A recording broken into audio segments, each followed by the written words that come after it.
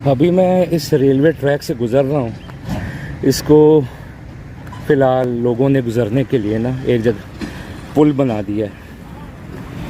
तो बिस्मिल्लाह रहमान रहीम यहाँ से गुज़रते हैं और मुझे डर भी लग रहा है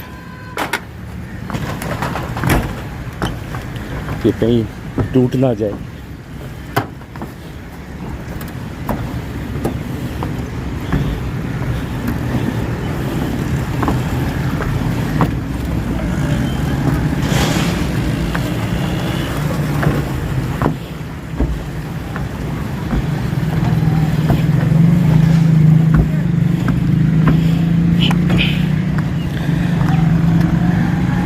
गुज़र गया हूँ मैं। मुझे काफ़ी डर लग रहा था कि कहीं टूट ना जाए और मैं नहर में ना गिर जाऊँ, फिर बचने की कोई उम्मीद नहीं।